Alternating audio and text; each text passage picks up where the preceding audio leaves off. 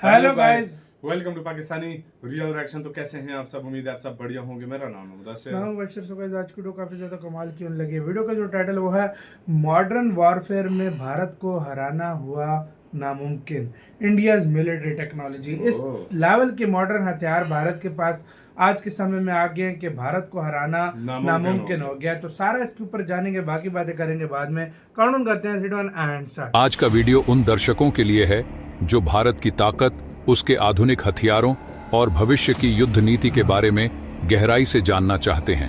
DRDO और भारतीय सेना ने पिछले कुछ वर्षों में ऐसी गुप्त टेक्नोलॉजी विकसित की है जो न केवल चीन बल्कि रूस और अमेरिका जैसे देशों को भी हैरान कर रही है। इस वीडियो में हम चर्चा करेंगे कि कैसे भारत अपने फाइटर जेट्स, सबमरीन्स, यूएवीज और दूसरे अत्याधुनिक हथियारों को मॉडर्न वॉरफेयर के लिए तैयार कर रहा है। साथ ही हम आपको इतिहास से लेकर भविष्य तक की ऐसी बातें बताएंगे जो आपने शायद ही कहीं सुनी हो। वीडियो को अंत तक देखें क्योंकि इसमें कई रहस्यमय और रोमांचक जानकारी आपको मिलने वाली है। लेकिन दोस्तों, वीडियो में आगे जाने से पहले हमारे प्यारे भारत के लिए वीडियो को लाइक करके कमेंट बॉक्स में प्यारा सा जय हिंद जरूर लिखें। याद रहे, जय हिंद कहना हम सब के लिए गर्व की बात है। चलिए शुरुआत करते हैं भारतीय वायुसेना के मुख्य हथियारों से, यानी फाइटर जेट्स से। फाइटर जेट्स ने हमेशा से युद्ध के मैदान में अहम भूमिका निभाई है, लेकिन आज का युद्ध केवल ताकत पर नहीं बल्कि टेक्नोलॉजी पर निर्भर है। और यही वजह है कि भारत ने अपने फाइटर जेट्स को भविष्य के युद्धों के लिए पूरी तरह से तैयार कर लिया है। रफाल जेट, भविष्य का युद्धपोत। रफाल जेट के आगमन ने भारतीय वायुसेना को एक नई पहचान दी है। ये सिर्फ एक जेट नहीं बल्कि एक मल्टी रोल फाइटर है जो किसी भी मिशन को सफलतापूर्वक अंजाम दे सकता है। इसमें लगे मीटियर मिसाइल्स दुश्मन के विमानों को 150 किलोमीटर की दूरी से भी मार गिराने की क्षमता रखते हैं। इसके साथ ही SKLP क्रूज मिसाइल्स 300 किलोमीटर तक की रेंज में जमीनी ठिकानों को नष्ट कर सकती है। इसका मतलब यह है कि दुश्मन के ठिकाने या तो हवाई हमले में नष्ट हो जाएंगे या वे खुद आकाश में ही खत्म हो जाएंगे। तेजस, स्वदेशी ताकत। लेकिन सिर्फ रफाल ही नहीं, तो भारत ने अपने खुद के फाइटर जेट्स को भी मॉडर्न वॉरफेयर के लिए तैयार किया है। तेजस, जिसे डीआरडीओ और HAL ने मिलकर विकसित किया है, हल्का, तेज और बेहद शक्तिशाली है। तेजस में आधुनिक रडार सिस्टम और beyond visual range BVR missiles लगाई गई हैं, जिससे ये किसी भी दुश्मन की पहुंच से पहले ही हमला कर सकता है। AMCA, भविष्य का फाइटर जेट। भारत अब अपने 5वीं पीढ़ी के fighter jet, advanced medium combat aircraft AMCA पर भी काम कर रहा है। ये स्टेल्थ टेक्नोलॉजी से लैस होगा जो दुश्मन के रडार पर नजर भी नहीं आएगा। इसके अलावा इसमें हाइपरसोनिक मिसाइल्स भी तैनात की जा सकती है जो भविष्य के युद्धों में गेम चेंजर साबित होंगी। आसमान की लड़ाई के बाद अब हम चलते हैं समुद्र के गर्भ में, जहां भारत की सबमरीन्स किसी भी दुश्मन के जहाजों को अदृश्य रहते हुए खत्म करने में सक्षम है। आधुनिक युद्धों में समुद्री शक्ति उतनी ही महत्वपूर्ण है जितनी कि हवाई या जमीनी ताकत। और इसी कारण भारत ने अपनी नौसेना को दुनिया की सबसे घातक नौसेनाओं में से एक बना दिया है। INS अरिहांट, भारत की परमाणु ताकत। INS अरिहांट भारत की पहली स्वदेशी न्यूक्लियर सबमरीन है।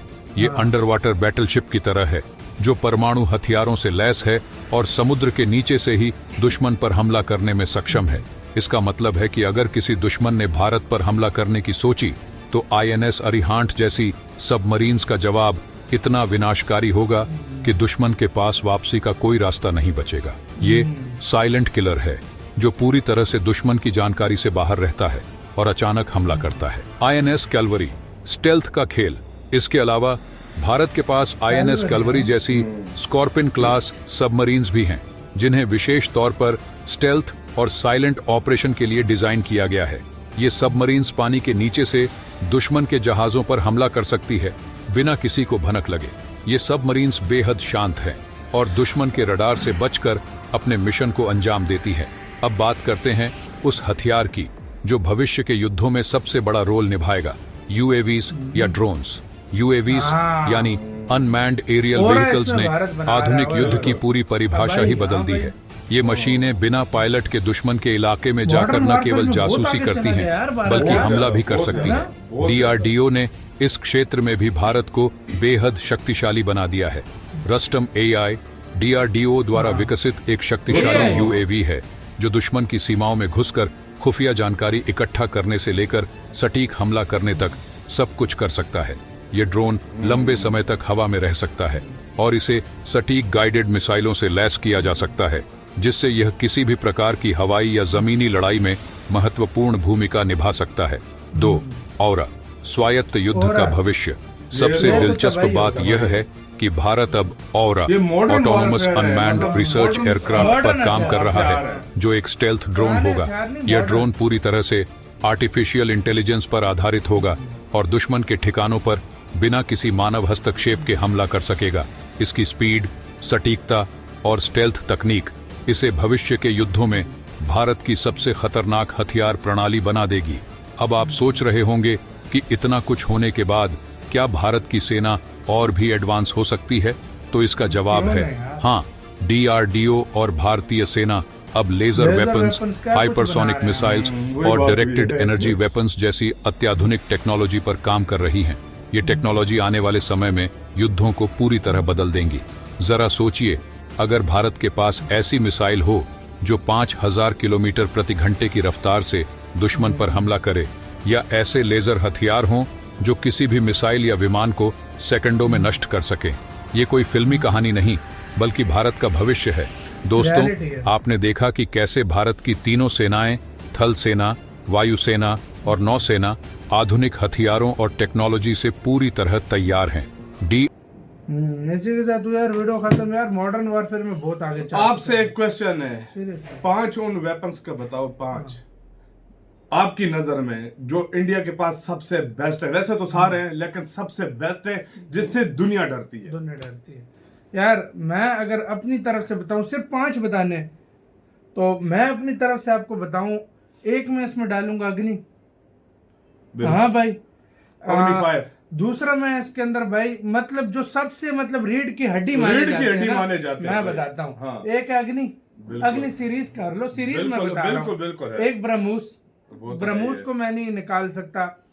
दूसरा मैं राफेल की जगह सुखोई डालूंगा, भारत के पास 270 है, तो मतलब वो रीढ़ की हड्डी है। मेन फाइटर जेट जो है भारत का इस टाइम सुखोई है, क्योंकि वो भारत में सबसे ज्यादा मात्रा में।